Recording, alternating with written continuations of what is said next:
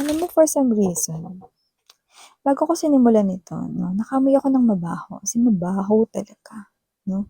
To the point na parang sumakit yung tiyan ko, yung ulo ko, no? Tapos yung energy, ang bigat, no? Hindi komportableng energy.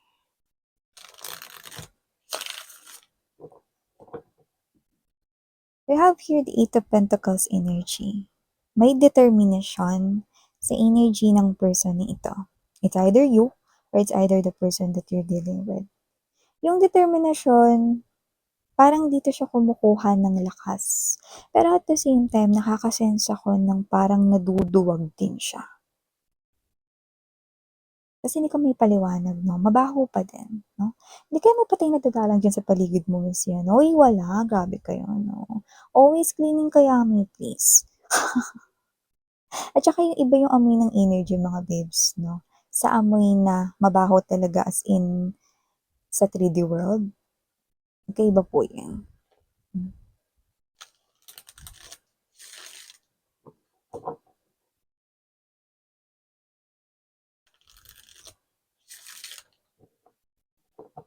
And while shuffling this, I'm seeing some kind of a grayish, blurry, shadowy energy dito sa ating mga cards.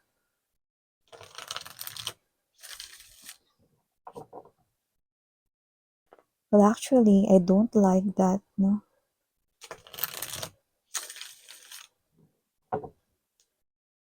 But still, ipagpatuloy natin.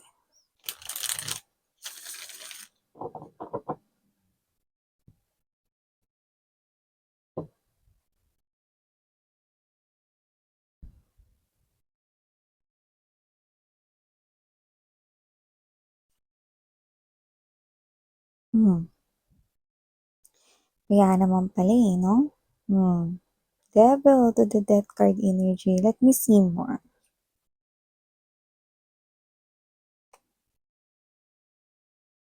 I'm strongly sensing desperation right now. Chikom yun. Like pangkom. No?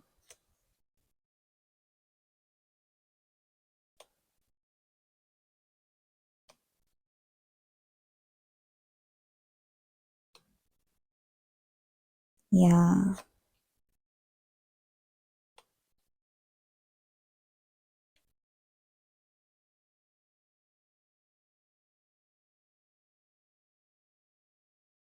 Hmm. Ito at ito talaga ang magiging outcome nito. Sinasabi ko ni. Bottom of the deck, Four of Cups, Tower energy, Moon card energy. I'm gonna explain it sa inyo furthermore later. But before that, let me just greet muna ang lahat. Hi and hello there everyone. By the way, my name is Yan. Welcome. At sa mga returning viewers, maraming salamat sa inyong walang sawang suporta. At kung hindi nyo pa po knows, meron pa po tayong main channel, ang The High Priestess Tarot. Kaya naman kung hindi pa kayo nakatambay dyan, ang link po niyan is nasa ating description box. Yan. Sa inyo mga babes, no, I'm sensing a strong desperation right here, no? Yun, no? Tanyin. So, kung sino man tong energies na to, no, talaga namang punong-puno, no, ng desperation, no, ang taong ito. Desperado na siya dito. You know? Lahat tayong gender, babae, lalaki, LGBT, lahat kayo welcome, no? So, wala rin po tayo ditong time period, so posibleng ito ay tapos na, nangyari na ganun. Sa iba naman, no, pwedeng nangyayari sa kasalukuyan or in the present moment. At sa iba naman ay pwedeng mangyayari pa lamang po. So nakikita ko dito, no, let me just get straight to the point, no? There's someone here who wants to bring his or her his or her ex back to his or her life. Yan, no? So, may malakas ritong energy, no, na gusto niya rito na maibalik ang kanyang ex pabalik sa kanyang buhay.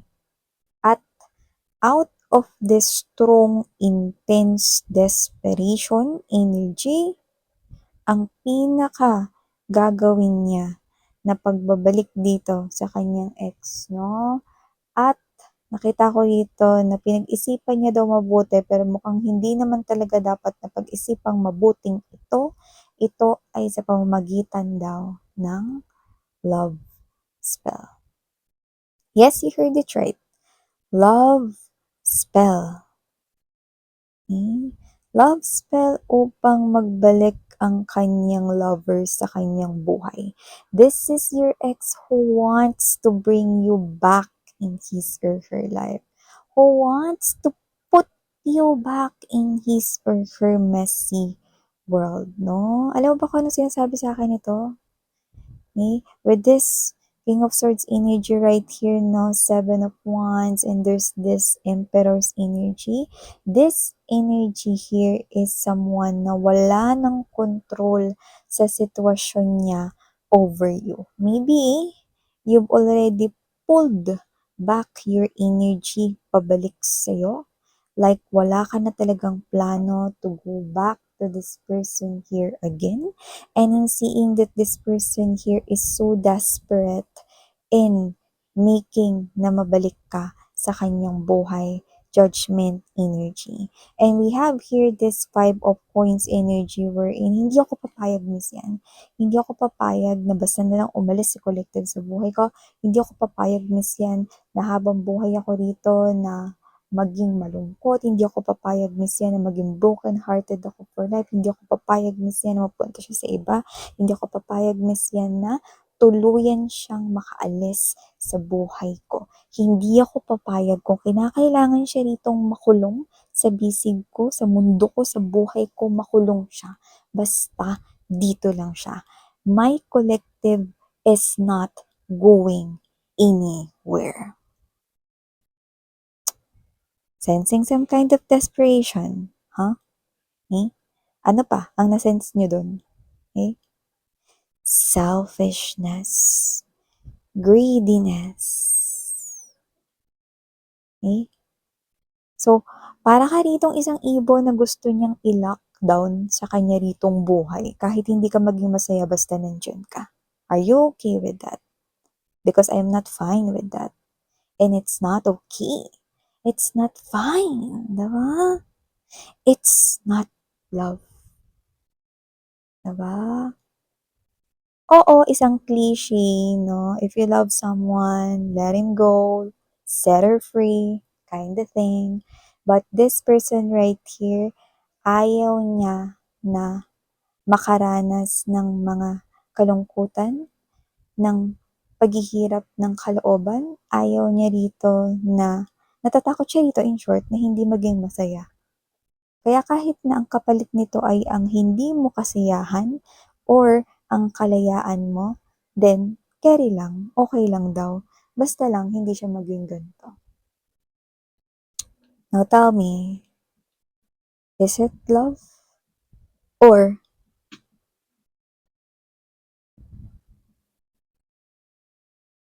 is it greediness and selfishness? Hindi daw siya dito papayag na makalis ka sa buhay niya. Walang aalis. Hindi ka mapupunta sa iba. Babalik ka sa mundo ko. Akin ka lang. Yun ang strategy niya. Kasi nawawala na siya ng control. Seven of Wands to the Emperor's energy. Sa pamamagitan ng love spell. Kung matagal na kayo sa channel ko, no, siguro buryong-buryo na rin yung tenga ninyo. Na hindi ako naniniwala sa love spell, no? Nagkakaroon lamang ng kapangyarihan ang love spell kung pinaniniwalaan ito ng isang tao. So, itong tao na to, no, nakikita ko dito, no, na maaring hindi siya naniniwala dito sa love spell. Pero mukhang ito yung naririnig niya rito na posibleng makapagpabalik daw sa'yo sa buhay niya. So, kung sino man tong energy na to, mga babes, no, nakikita ko rito na una sa lahat, masama na kontrolin mo ang isipan at ang mga aksyon na gagawin ng isang tao, no, kontrolin mo ang buhay niya dahil una sa lahat, hindi ikaw Diyos. At gano'n ang ginagawa niya rito, no? Alam mo kung ba't ganito na may desperation, strong desperation sa kanyang energy? Kasi nasa kanya ka na nakawala ka pa eh. Diba? Nakaalis ka pa eh. Yun yung nangyari dito eh, no? This person did let you go. This person did let you go. And that what makes him or her feel this type of strong desperation right now. That's why this is his or her plano, strategy, King of Swords energy. I want you back. Daw. Hmm. But let me tell you, no? Let me told you. Let me tell you. Four of Cups energy, Tower energy, Moon card energy. Sabi ko sa inyo, ito talaga magiging outcome niyan. Whether this person here gumana man sa'yo, ang gayuma na yan. Hindi rin ito hahayaan ni universe na magpatuloy yung ganyang klase ng sitwasyon. Lalo na hindi nagiging balanse ang timbangan ng mundo. Siya masaya tas ikaw hindi? Tingin mo ba hindi napapansin ni universe yun? Even though there are lots, billions, trillions, no? At ilan-ilan pang milyong-milyong tao sa mundo, lahat yan namomonitor ni universe, no? Pati yung sitwasyon mo dito. So, hindi niya hahayaan yan. Mabubuwag din yung love spell na yan, no? Makakawala ka dyan. Tower energy, no? At nakita ko rito mga babes na yun yung bagay na hindi niya naiintindihan. Na hindi lahat ng temporary, I mean, hindi lahat ng mga bagay, lalo na kung ito ay pansarili lamang natutupad o nagtatagal. Ang bagay na hinihiling niya at ginugusto niya ay labag sa iyong kalooban. Kaya una sa lahat, no, isa itong bagay na hindi hahayaan na mangyari. At hindi hahayaan na magtagal o maging permanente ni universe. Lalo na kung may isang taong naapektuhan ng labag sa kanyang kagustuhan. At ikaw yun. Kasi tinatanggalan ka niya dito ng laya na makapag-isip ng tungkol sa iyong sarili. Tinatanggalan ka rito niya ng laya na pumili ng taong dapat mong mahalin. Tinatanggalan ka niya rito ng laya na gumawa ng sarili mo ritong permanenteng desisyon sa sarili mong life journey. At hindi pwede yun. Dahil meron siyang sariling buhay at yun lamang ang dapat niyang pakialaman. Hindi ka maaaring mangialam at manghimasok sa buhay ng ibang tao at yun ang bagay na gusto niyang gawin. Isa itong paglabag sa batas ng mundo at sa batas ng Diyos. Am I right? So this is not something here na maaaring iniisip niya na malakas yung kapangyarihan nito. Subukan ko nga ito.